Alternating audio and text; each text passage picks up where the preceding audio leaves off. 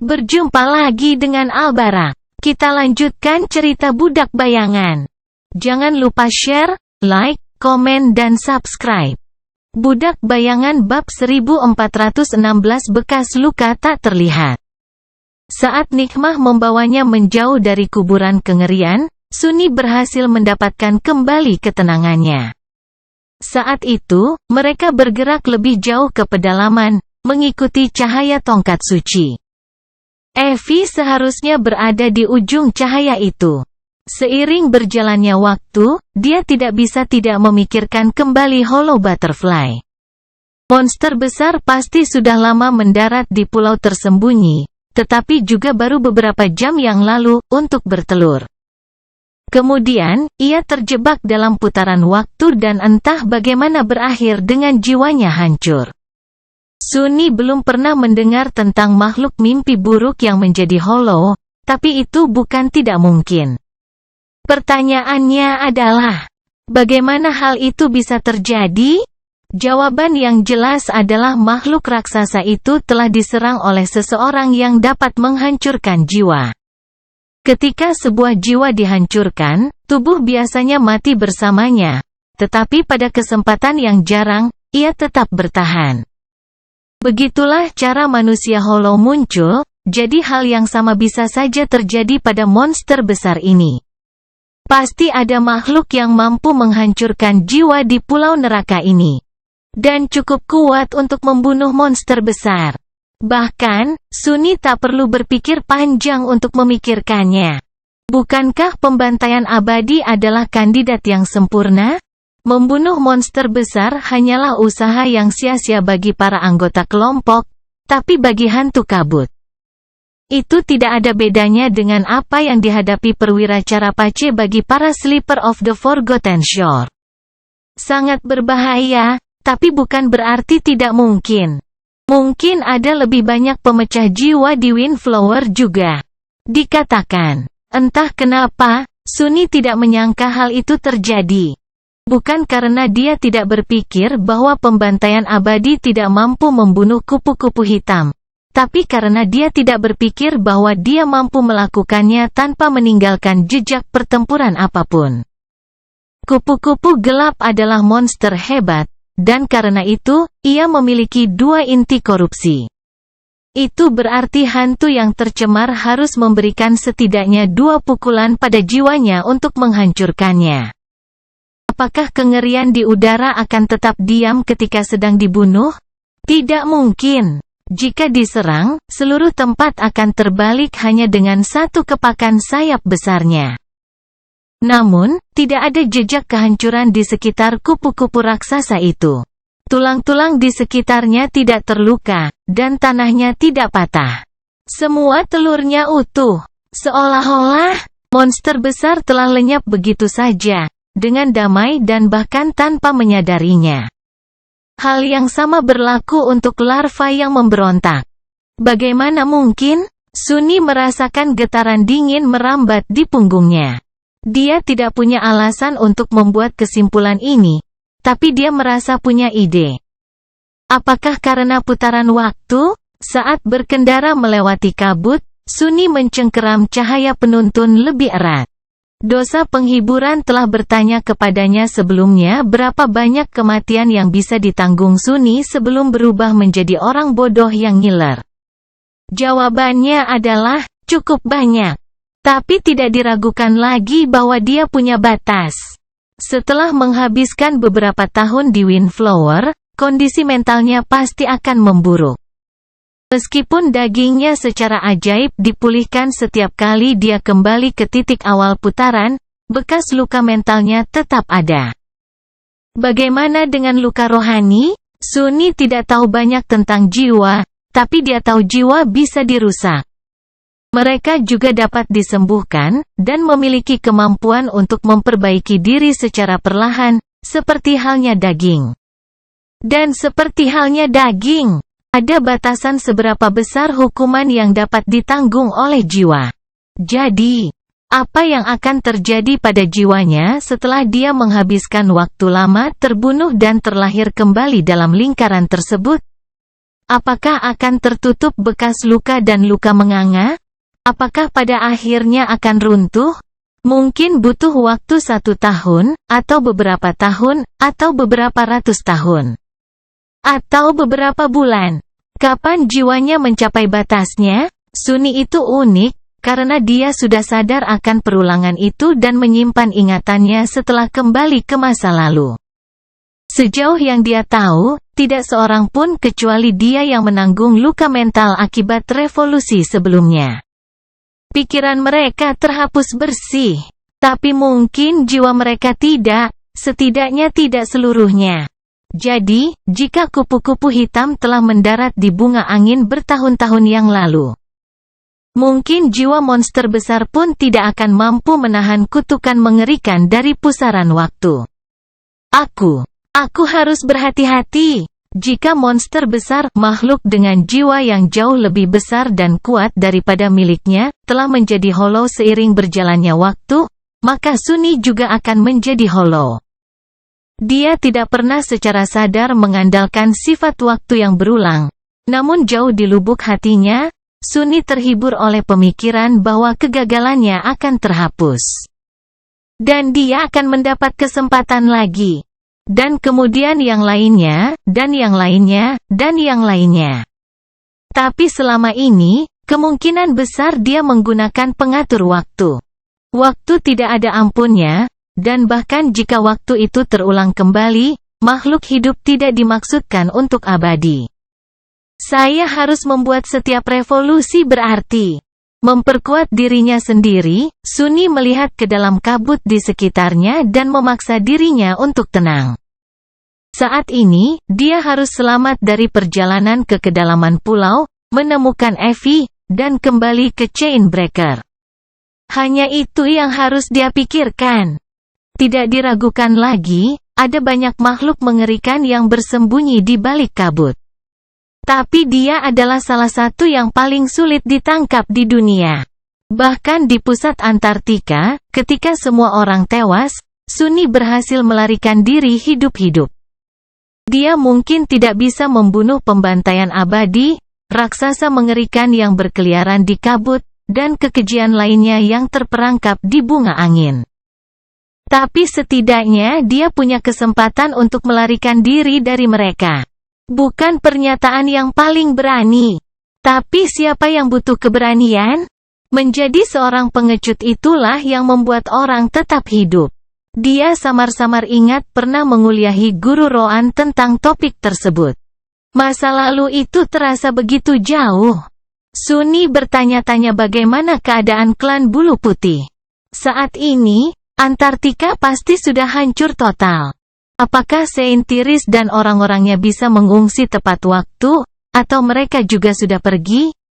Sambil menggelengkan kepalanya, dia membuang semua pikiran yang tidak perlu dan berkonsentrasi pada sekelilingnya. Mimpi buruk telah membawanya jauh ke pedalaman. Sekarang, mereka sekali lagi berada di hutan pinus, tapi apakah hanya terlihat seperti itu, atau kabutnya kurang tebal di sini?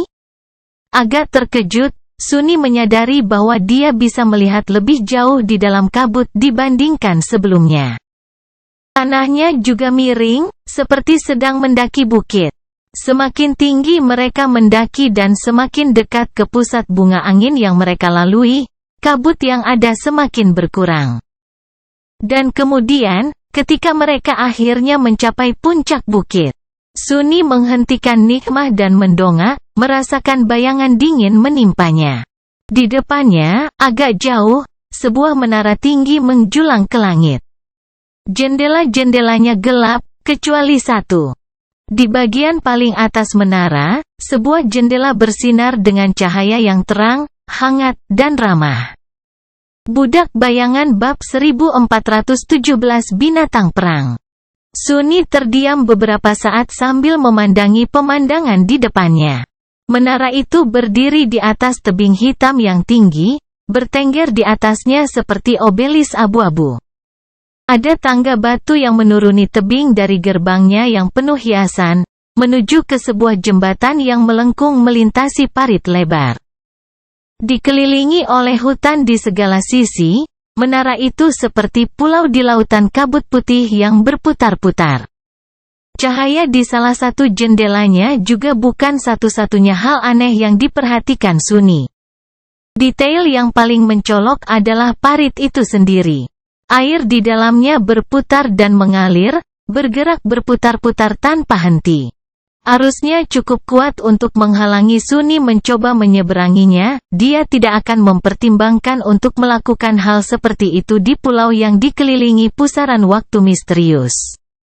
Hal ini menjadikan jembatan satu-satunya cara yang layak untuk mencapai menara selain melalui penerbangan. Namun jembatan itu, ekspresi Sunny meredup. Jembatan itu dipenuhi tulang-tulang yang tidak manusiawi. Ada juga beberapa makhluk mimpi buruk yang masih hidup berdiri di atasnya, semuanya kaku dan tidak bergerak, seolah-olah membatu. Melihat pemandangan itu saja sudah membuat Sunny enggan mendekati jembatan. Lagi pula dia tidak perlu melakukannya. Cahaya penuntun menunjuk melewati menara, ke hamparan luas hutan berkabut di belakangnya. Evie sepertinya mendarat di seberang pulau dari jet. Tetap saja, tidak ada salahnya dia mengamati menara itu lagi.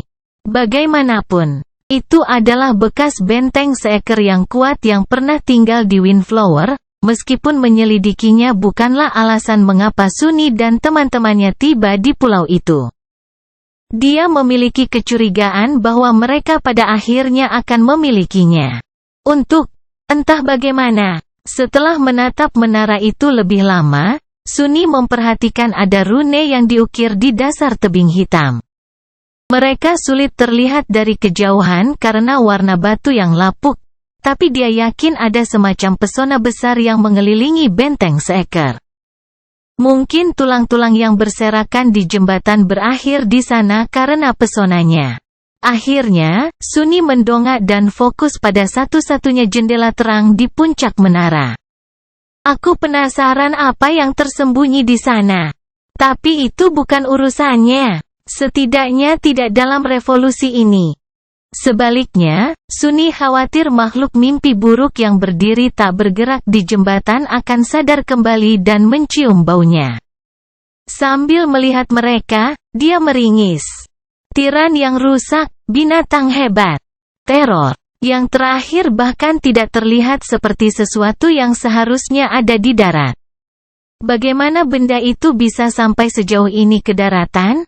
Sunny menggeleng, enggan mencari tahu. Dia siap untuk mengirim Nigma pergi ketika tanah bergetar pelan di bawah mereka. Tiba-tiba, Sunny memucat.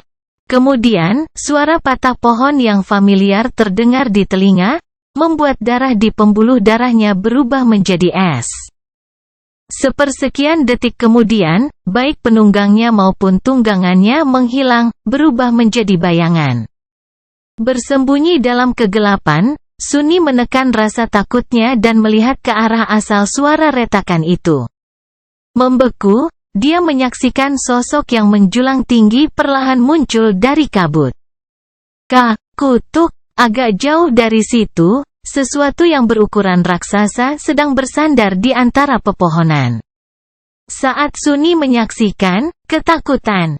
Raksasa ketakutan itu perlahan-lahan berdiri tegak dan menjulang tinggi di atas pohon-pohon pinus kuno, membuat pohon-pohon itu terlihat kerdil dengan ketinggian yang mustahil. Ujung pepohonan hampir tidak mencapai pinggangnya. Benda itu, tingginya setidaknya 100 meter. Penampilan raksasa itu agak mirip manusia. Pada awalnya, Sunny salah mengira binatang itu sebagai seekor binatang. Namun kemudian menyadari bahwa bulu compang kemping yang menutupi tubuhnya hanyalah jubah kasar yang dijahit dari kulit besar makhluk keji yang tidak diketahui. Raksasa itu, sepertinya perempuan. Tubuhnya yang kurus dan besar dipenuhi dengan kekuatan yang menakutkan dan mendasar. Ada banyak memar, luka dalam, dan luka menganga yang mengotori kulitnya yang kotor, sebagian besar mengeluarkan nanah busuk. Rambut panjangnya kusut dan liar, tergerai berantakan untuk menutupi wajahnya. Kasar dan terbungkus bulu, raksasa wanita itu tampak lebih seperti binatang daripada manusia. Namun, dia adalah salah satunya. Atau setidaknya pernah sekali. Sunni merasa tidak bisa bergerak. Sementara dia tetap di tempatnya, raksasa wanita itu mengangkat salah satu tangan yang besar, memar, dan sangat familiar. Di dalamnya, makhluk aneh yang menyerupai gurita hitam besar sedang berjuang mati-matian. Tentakelnya yang panjang berputar dengan kekuatan yang cukup untuk mengubah pohon pinus kuno menjadi awan debu. Cairan kental dan korosif mengalir darinya, melarutkan semua yang disentuhnya. Namun, raksasa wanita itu sepertinya tidak merasa terganggu sama sekali. Asam hitam mengalir dari kulitnya seperti udara, tidak menimbulkan kerusakan apapun. Beberapa saat kemudian, dia membawa rasa ngeri itu ke mulutnya dan menggigitnya dengan kejam, merobek sebagian besar daging yang menjijikkan itu. Rambut kusutnya rusak, menampilkan wajahnya yang berlumuran darah dan bengkok. Raksasa wanita itu kehilangan satu matanya, sementara mata lainnya terbakar dan kelaparan yang tak terlukiskan. Melihat gurita raksasa itu dilahap dengan rakus, Sunni akhirnya menyadari bagaimana macan tutul yang membusuk itu telah binasa. Dan milik siapakah tangan yang telah membunuh para anggota kelompok dalam revolusi terakhir? Pikirannya menjadi dingin. Petik 1. Memangsa binatang. Memang benar, makhluk samar-samar yang berkeliaran di kabut, tidak lain adalah binatang pemakan, salah satu dari 6 tulah di sungai besar. Sama seperti pembantaian abadi, dia juga ada di sini, di Windflower. Dia adalah masa depan, versi Evie yang tercemar. 2 dari mereka. Itu, masuk akal, sungguh. Sunni berteori bahwa hantu kabut dikirim ke sini untuk memuaskan kekurangannya. Mengapa binatang pemakan berbeda? Rasa laparnya sama seperti kebutuhan jet untuk membunuh makhluk hidup. Tanpa kota yang dipenuhi manusia untuk dilahap, hal itu hanya akan menimbulkan bencana. Bagaimana makhluk yang selalu perlu membunuh dan makhluk yang selalu perlu mengonsumsi bisa tetap berada di Verge? Jika 2 pembunuh keji ini tidak dikirim ke suatu tempat di mana cacat mereka bisa diatasi, mereka juga akan membawa kota najis ke dalam kepunahan. Apakah mereka datang ke sini secara sukarela? Atau apakah Dreadlord memikat dan memenjarakan mereka di sini setelah Sibyl dikalahkan? Bagaimanapun, situasi kelompok tidak berubah. Sunni menatap raksasa wanita yang mengerikan itu beberapa saat lagi, lalu mengangkutnya dengan kecepatan yang dia bisa. Dia dan Nikmah harus melarikan diri sebelum dia menyadarinya. Buka keajaiban membaca dengan Ensne LVIE. Sepertinya, aku menemukan Evie. Namun, kekejian itu bukanlah Evie yang ingin ia temukan. Budak Bayangan bab 1418 Pengembalian. Untungnya, Sunni berhasil meluncur menuruni bukit dan melarikan diri ke dalam kabut sebelum Devouring Beast menyadarinya. Tetap saja, dia tidak berani meninggalkan pelukan bayang-bayang untuk sementara waktu. Evie. Aspek Evie selalu memiliki kekuatan yang unik dan hal ini tidak mengejutkan, mengingat peringkat transendennya. Bahkan di pantai terlupakan, hanya ada sedikit orang yang lebih mampu darinya. Beberapa, seperti caster dari klan Hanli, lebih unggul dari pemburu wanita dalam beberapa aspek pertarungan fisik, namun tidak ada yang memiliki kemampuan yang sama baiknya. Itulah salah satu alasan mengapa Evie bisa bertahan selama bertahun-tahun memburu makhluk-makhluk keji di kota kegelapan sendirian. Aspeknya adalah tentang pertarungan dan kekuatan fisik. Jadi, Sunni tidak yakin binatang pemakan itu punya cara untuk menghancurkan wujud tak berwujudnya. Tetap saja, lebih baik aman daripada menyesal, hatinya dingin dan berat. Bagaimana cara melawan hal seperti itu? Kemampuan tidak aktif Evie memberinya peningkatan fisik yang kuat dan, yang lebih penting, komprehensif. Dia luar biasa kuat, cepat, tahan lama, tangguh. Sekarang Sunny adalah seorang tyrant, jarak di antara mereka tidak terlalu besar, tapi dia masih lebih unggul darinya dalam aspek-aspek tertentu. Hal yang sama berlaku untuk kemampuan kebangkitannya. Itu pada dasarnya membuat kulitnya sekuat baja. Sunny, sebaliknya, memiliki cangkang marmernya. Keduanya dapat dibandingkan, namun meskipun Shell lebih serbaguna, ia tidak begitu kuat dalam hal potensi pertahanan murni. Tentu saja, dia memiliki shadow step, membuatnya lebih mobile dan sulit dipahami di dalam dan di luar medan perang. Dia juga memiliki manifestasi bayangan, sedangkan kemampuan Ascended Evi dimaksudkan untuk memberdayakan sekutunya. Jadi, tidak ada pertanyaan siapa yang akan menang dalam duel. Tak peduli seberapa besar Sunny mengagumi temannya yang Sukaryu itu, dia tahu bahwa temannya itu tidak punya peluang untuk melawannya. Dengan Shadow Dance, itu bahkan tidak akan mendekati. Terlebih lagi jika Shadows-nya terlibat. Tapi itu Evi, binatang pemakan, di sisi lain, adalah orang suci yang tercemar. Transformasinya menjadi raksasa yang menjulang tinggi, dan raksasa itu juga mewarisi manfaat dari kemampuan aspeknya yang lain, semuanya naik ke pangkat yang lebih tinggi. Kekuatan selusin pria, kulit baja. Sosok raksasanya juga akan lebih terlihat di medan perang, sehingga seluruh pasukan dapat melihatnya dan mendapatkan manfaat dari kemampuan Ascended miliknya. Monster yang luar biasa. Sunny sudah ketakutan membayangkan harus menghadapi hantu kabut dalam pertempuran. Raksasa binatang, dalam arti tertentu, bahkan lebih mengerikan. Brengsek, brengsek.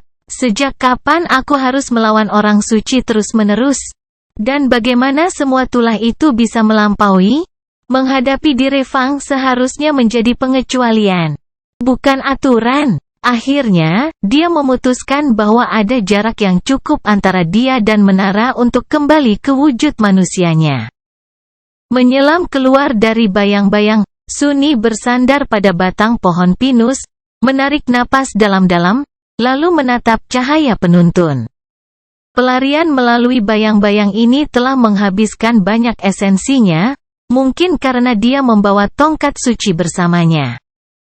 Biasanya, Sunny mampu menarik benda mati seberat tertentu ke dalam Shadow Step, tapi mungkin karena sifat ilahi dari tongkatnya, dibutuhkan banyak usaha untuk membawanya bersamanya.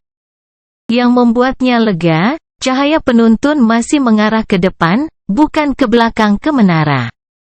Selama beberapa saat di sana, Sunny khawatir hal itu akan membawanya ke Devouring Beast, bukan Evi. Dia ragu-ragu sejenak, lalu memikirkan tentang binatang raksasa itu. Cahaya kristal jiwa tidak berubah. Sesaat kemudian, Sunny teringat bagaimana Casey menggambarkan bagaimana staf suci itu bekerja dan terbatuk-batuk karena malu. Ayolah, sungguh.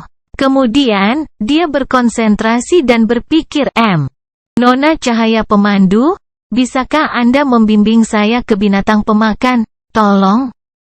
Meskipun Sunny merasa bodoh, para staf tidak bereaksi. Cara kerjanya sungguh misterius. Sambil menggelengkan kepalanya, Sunny memikirkan tentang Nevis. Cahaya kristal jiwa berubah, menunjuk kembali ke tempat penghancur rantai berada. Saat dia memikirkan tentang Evi, keadaannya kembali seperti semula. Aneh. Merenungkan misteri bagaimana cahaya penuntun bekerja, dia memerintahkan Nikmah untuk muncul dari bayang-bayang, naik ke pelana, dan melanjutkan perjalanan menembus kabut. Bunga angin.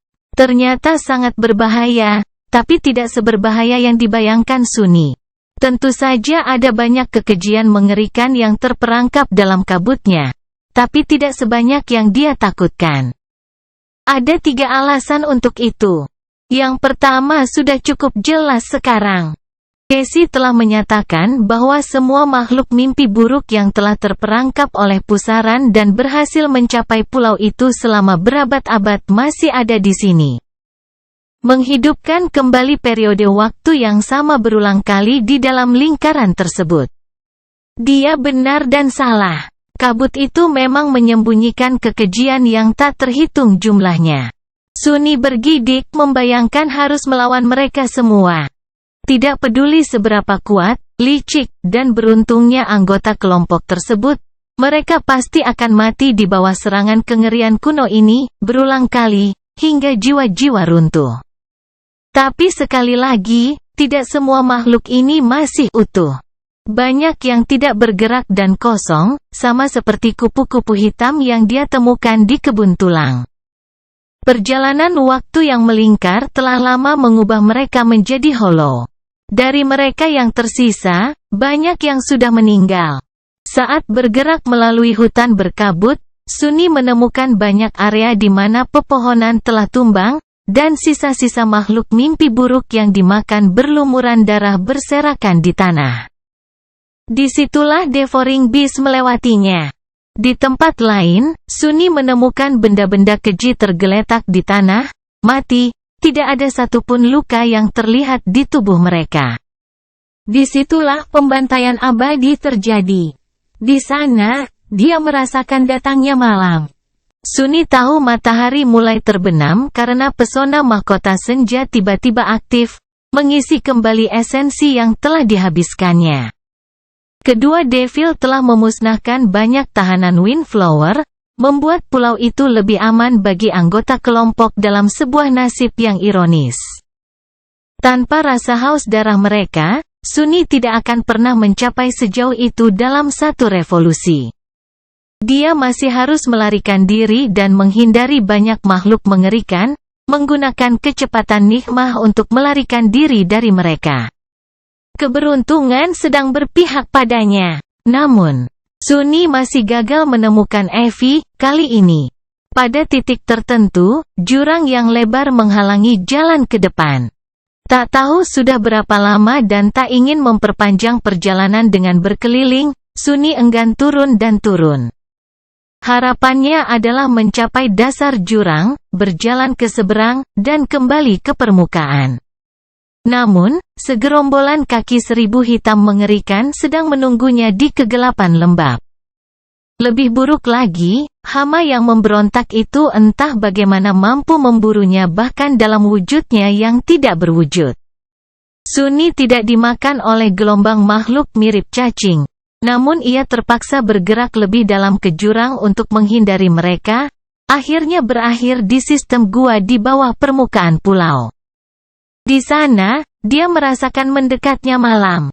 Sunni tahu matahari mulai terbenam karena pesona mahkota senja tiba-tiba aktif, mengisi kembali esensi yang telah dihabiskannya. Aku harus kembali ke permukaan. Tapi itu lebih mudah diucapkan daripada dilakukan. Sistem guanya tidak terlalu luas, tapi dia harus bergerak dengan sangat hati-hati. Tidak perlu menjelajahi gua secara menyeluruh untuk mengetahui bahwa ada kengerian yang tak terlukiskan bersembunyi di kegelapan mereka. Memang tak lama kemudian, ia bertemu dengan makhluk yang menguji kemampuannya untuk tetap tenang. Meski begitu, Sunni berhasil melarikan diri dengan nyawanya. Namun sebelumnya kehilangan beberapa potongan daging dan sebagian besar kulit di lengan kirinya. Dia bersikeras. Berlumuran darah, lelah, dia dan Nikmah terus mencari jalan keluar dari gua. Akhirnya, Sunni merasakan fajar mendekat. Dan sebelum dia menyadarinya, aku merasa. Sunni menunggu sejenak, lalu perlahan menegakkan badannya. Dia berdiri di deck chain breaker, dikelilingi kabut. Apa? Dia kembali ke awal. Meski dia belum mati, waktu masih berbalik, dan kini terulang kembali. Ekspresi terkejut muncul di wajah Sunni. Apakah aku mencapai akhir perulangan? Dia merasa yakin bahwa dia punya. Perputarannya hanya mencakup 1 hari. Budak Bayangan bab 1419 Ibu Pembelajaran. Melihat ke dalam kabut yang berputar-putar, Sunni menghela nafas panjang. Dia tiba-tiba merasa lelah. Atau lebih tepatnya, tidak tiba-tiba. Waktu terulang kembali di dalam lingkaran, dan meskipun tubuhnya dikembalikan ke kondisi awalnya pada awal setiap revolusi, kelelahan mental tetap ada. Penghancur rantai baru saja mendarat di tepi bunga angin, tapi Sunny sendiri. Dia telah menghabiskan 1 hari penuh dalam kewaspadaan tertinggi, dalam ketegangan terus-menerus, memainkan permainan kucing dan tikus yang mematikan dengan kekejian yang mengerikan. Dan itu terjadi setelah mati mengenaskan beberapa kali berturut-turut. Tentu saja dia merasa lelah. Sambil mengerutkan kening, Sunny melakukan rutinitas yang biasa, meminta Casey dan Nevis menunggu, lalu mengendarai Nigma ke dalam kabut untuk menemukan Jet. Kemudian, dia membawa kembali ke pemutus rantai dan menjelaskan sifat bunga angin kepada anggota kelompok sekali lagi. Segalanya menjadi berulang. Namun, jika ada satu hal yang terus berubah dalam putaran waktu, itu adalah dosa penghiburan. Hantu mempunyai pedang. Berbagai macam komentar penuh kebencian untuk dicambuknya, muncul dengan komentar-komentar baru di setiap revolusi. Sunny hampir senang karena ada variasi, meskipun itu menyebalkan sekaligus menyakitkan. Setelah menyelesaikan urusan di kapal yang terdampar, Sunny memberanikan diri mencari Evie untuk kedua kalinya. Namun, dia gagal lagi. Sunny bahkan tidak berhasil mencapai jurang yang gelap. Dia dibunuh oleh pembantaian abadi saat mencari Jet. Kali berikutnya, ia menjadi mangsa makhluk mengerikan yang menyerupai hibrida antara kelabang, ular, manusia, dan belalang sembah. Itu terjadi segera setelah meninggalkan kebun tulang. Kemudian, dia berhasil mencapai jurang itu sekali lagi. Alih-alih turun ke dalam kegelapan yang berbahaya, Sunny mencoba terbang ke sisi lain dengan berubah menjadi burung gagak. Di tengah perjalanan, dia mendengar suara gemerisik pelan, dan sesuatu menukik ke arah dari atas. Saat berikutnya, dia kembali ke Dead Chain Breaker lagi. Selama upaya setelah itu, dia ditangkap oleh kekejian besar yang dikonsumsi oleh Devouring Beast di dekat menara dalam salah satu revolusi sebelumnya. Larut dalam asam kental, Sunny hanya berhasil menggeram dengan kutukan parau. Kemudian, kata-katanya digantikan oleh rasa sakit yang luar biasa. Kembali ke pemutus rantai, Sunny meraih pagar dan kepalanya. Ekspresinya redup. Pulau ini mulai membuat dia gelisah. Sementara Nevis dan Casey berbicara tentang cahaya penuntun, dia berdiri diam, mencoba membuang kenangan mengerikan tentang kematian yang baru-baru ini dari pikirannya. Meski Sunny sudah tidak bernyanyi lagi dengan rasa sakit, bahkan desahan, namun hal itu tidak diulangi lagi. Tiba-tiba, dia tidak yakin bahwa bualan sebelumnya dapat dibuktikan. Beberapa tahun ini, dosa penghiburan mungkin lebih mendekati kebenaran. Sambil menahannya, Sunny menghela nafas dan menatap teman-temannya. Setelah ragu-ragu beberapa saat, dia tetap meyakinkan mereka untuk bersembunyi dan menunggu dia kembali. Setidaknya dia yakin dengan kemampuannya membawa Jet ke Chainbreaker. Sunny tahu bertahan di mana dia akan berada, jam berapa, sekarang. Dia juga tahu di mana letak pembantaian abadi, tidak terlalu sulit untuk mengatur waktu tindakannya dengan tepat. Aku hanya punya 1 hari.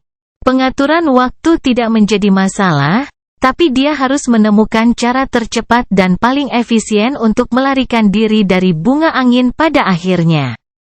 Untuk saat ini, Sunny masih perlu mengamati, menemukan, dan menghafal lebih banyak detail. Tapi, dia mulai lelah. Jika kita tidak segera berhasil melarikan diri dari neraka ini, saya harus mulai mempertimbangkan kesehatan mental saya dengan serius. Sungguh lucu memikirkan tentang kesehatan mental, mengingat di mana dia berada dan apa yang terjadi padanya. Tetapi itu adalah masalah yang serius. Sunny harus menjaga pikirannya. Saat ini, dia menahan pukulan demi pukulan tanpa memberinya waktu untuk beristirahat dan memulihkan diri. Pada akhirnya, dia harus memperlambat kecepatan dan memberinya kesempatan untuk mengatur napas, agar bisa bertahan lebih lama sebelum menjadi gila. Tapi belum. Sunny menemukan Jet dan membawanya pergi sebelum pembantaian abadi sempat mengejar masa lalunya. Kembali ke Chainbreaker, dia memberikan pidatonya yang biasa dan berangkat sekali lagi untuk mencari Evie. Dia mencapai Taman Tulang dan berbelok ke pedalaman. Dia menghindari belalang sembah yang mengerikan itu. Dia mengabaikan monster mirip gurita raksasa, dan bahkan melarikan diri dari Devouring Beast tanpa diketahui. Berkendara melewati menara yang sepi, dia terjun kembali ke dalam hutan bertema dan berhasil menghindari pembunuhan oleh makhluk mimpi buruk yang menunggunya di sana. Akhirnya Sunny kembali mencapai jurang. Bersembunyi di bawah pohon, dia memandangi kabut di atas dengan muram. Dia masih tidak tahu kengerian terbang macam apa yang membunuh saat terakhir kali dia mencoba seluruh jurang, makhluk itu tidak pernah menyerangnya di hutan. Tapi karena tidak ada yang menyembunyikannya saat melintasi jurang melalui udara, risikonya terlalu bagus. Turun lagi juga merupakan ide yang buruk. Pasukan kaki seribu hitam yang bersembunyi di dasar jurang yang dalam adalah musuh yang terlalu mengerikan. Mengetahui apa yang akan terjadi, Sunny mungkin bisa melarikan diri dari mereka. Tapi sekali lagi, dia mungkin juga akan dimakan atau dikejar ke dalam gua. Yah, mereka semua bisa masuk neraka. Memanggil Warbo Morgan, dia membungkus salah satu bayangannya di sekitar anak panah dan mengirimkannya terbang melintasi jurang. Anak panah itu menembus kabut secepat kilat, dan menancap di batang pohon pinus tinggi di seberang. Sebenarnya, ia menebang beberapa pohon itu, dan hanya berhenti setelah menusuk pohon keempat atau kelima. Bayangan itu meluncur menuruni batang pohon dan mencapai tanah. Mengabaikan nikmah, Sunny menggunakan shadow step dan muncul di sisi lain jurang, tanpa terluka.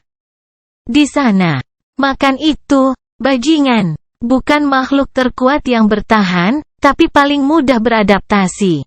Meskipun demikian, Sunny tidak membuat rencana itu di antara para tahanan bunga angin.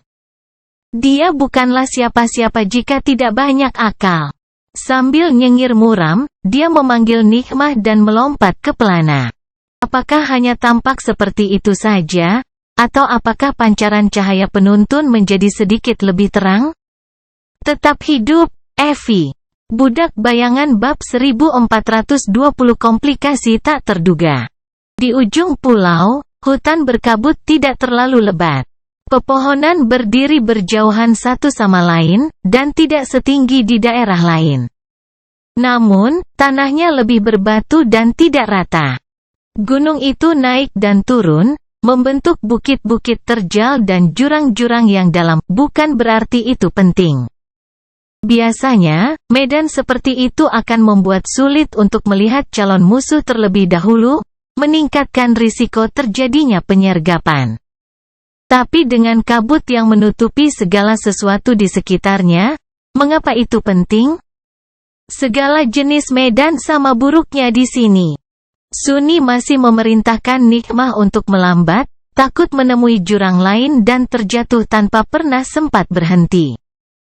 Terbang melintasi hutan lebat dengan kecepatan sangat tinggi sudah cukup mengasyikkan, dan dia benar-benar tidak ingin jatuh ke dalam sarang kaki seribu yang mengerikan karena kurang hati-hati. Mengendarai kuda hitam melewati kabut, Sunny mengangkat tinggi cahaya penuntun dan mengikuti sinarnya. Napasnya terasa berat. Beberapa menit yang lalu, dia melawan monster yang rusak dan membunuhnya. Makhluk itu hampir mengirimnya ke revolusi berikutnya. Ia tidak terlalu kuat, jika dibandingkan dengan kekejian yang terkorupsi, namun agak berbahaya. Kamuflasenya cukup bagus untuk membuat Sunny tidak menyadari serangan yang akan terjadi sampai akar-akar tebal tumbuh dari bawah tanah. Dan pohon busuk yang dia tunggangi tiba-tiba bergerak dan menyelimutinya dengan dahan-dahan yang berderit. Jika bukan karena Shadow Step, Sunny mungkin telah ditangkap, ditelan, dan dicerna oleh makhluk itu tanpa mampu melakukan perlawanan apapun. Namun, karena dia berhasil lepas dari cengkeramannya, terjadi bentrokan singkat dan penuh kekerasan. Kekejian itu tampak seperti pohon yang mengerikan dan sekuat pohon. Tidak ada organ yang perlu dihancurkan dan tidak ada darah yang tumpah. Bahkan setelah menebangnya, Sunny harus memanggil penglihatan kejam dan membakarnya dengan api ilahi, hanya ketika semua cabang, batang busuk, dan akar monster itu telah berubah menjadi abu barulah mantra tersebut mengumumkan pembunuhan. Membunuh makhluk itu membutuhkan banyak usaha, tapi Sunny masih puas dengan hasilnya.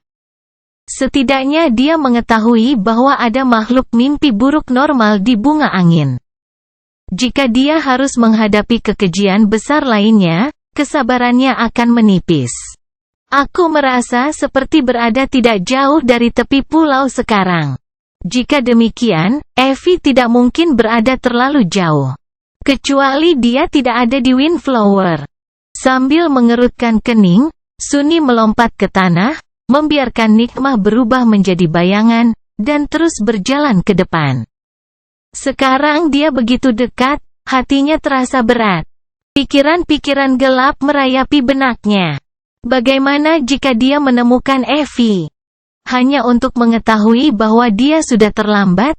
Bagaimana jika yang dia temukan adalah tubuhnya yang hancur? Sunny tidak yakin dirinya mampu menanggung hal seperti itu. Setidaknya bukan tanpa ada sesuatu di dalam dirinya yang rusak.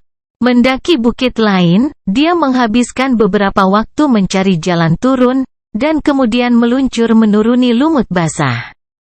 Di kaki bukit, dia menggunakan tumpukan batu untuk menghentikan dirinya, membuat beberapa di antaranya terbang. Lalu, Sunny mendongak. Saat itulah dia menyadari bentuk samar-samar di dalam kabut. Dan sepertinya dia memperhatikannya. Hampir sebelum Sunny sempat bereaksi, sesuatu melesat ke arahnya dengan kecepatan mencengangkan. Sambil mengumpat, dia nyaris menghindari benda terbang itu. Ia menghantam lereng bukit di belakangnya, menembus lapisan tanah yang tipis, dan menghantam batuan dasar di bawahnya. Dampaknya sangat parah hingga menghasilkan gelombang kejut yang eksplosif. Sesaat kemudian, bongkahan batu, tanah, dan lumut menghujani dirinya seperti hujan es. Sunny sudah bergerak untuk menyerang, tapi kemudian membeku. Benda yang terbang melewatinya kini tertanam dalam di batu, bergetar. Itu adalah tombak yang tampak aneh dengan batang kayu abu-abu dan ujung tombak panjang berwarna merah tua. Karena jalurnya telah merobek tabir kabut, dia melihat ke depan dan melihat sosok samar itu dengan jelas. Di saat berikutnya, matanya melebar. Evie, apa-apaan ini? Kamu hampir membunuhku. Dia juga menatapnya dengan kaget. Dufus, apa? Kenapa? Bagaimana kabarmu di sini? Memang benar, itu adalah Ascended Raised by Wolves, pemburu wanita Athena. Dia tampak sedikit lebih kecoklatan dan liar dari biasanya, dipenuhi kotoran dan goresan, tapi tidak salah lagi. Kulit zaitun yang lembab, otot-otot ramping yang terpahat sempurna, sosok tinggi dan cantik, rambut coklat panjang. Evie tidak mengenakan baju besi transendennya, melainkan mengenakan pakaian kasar yang terbuat dari sesuatu yang tampak seperti kulit hiu. Dan ada sesuatu yang berbeda pada dirinya. Perlahan-lahan menurunkan pandangannya, Sunny menjawab, bagaimana lagi? Aku datang, dengan kapal. Dia tergagap dan terdiam. Pikirannya kosong sesaat. Memang ada yang berbeda pada Evie.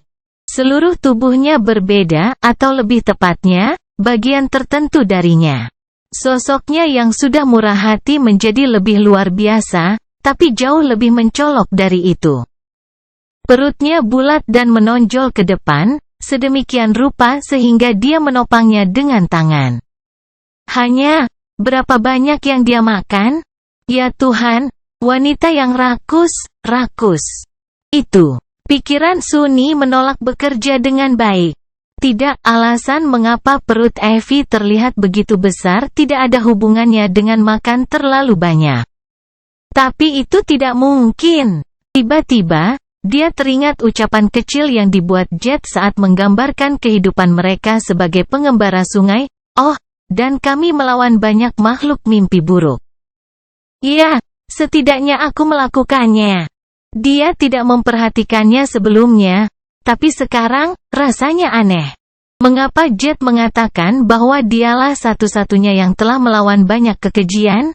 Menatap perut bulat Evie, Sunny akhirnya menyadari alasannya. Saat itu, matanya sudah selebar piring. Evie, kenapa? Kenapa kamu hamil? Dia menatapnya dengan bingung, lalu menunduk dan tiba-tiba tersentak. Apa? Kapan ini terjadi? Suara Evie terdengar ketakutan dan kaget. Kemudian, dia meliriknya dengan nakal dan tiba-tiba tertawa. Saat tawa cerahnya mereda, Evie terbatuk dan memandang Sunny dengan senyum malu-malu.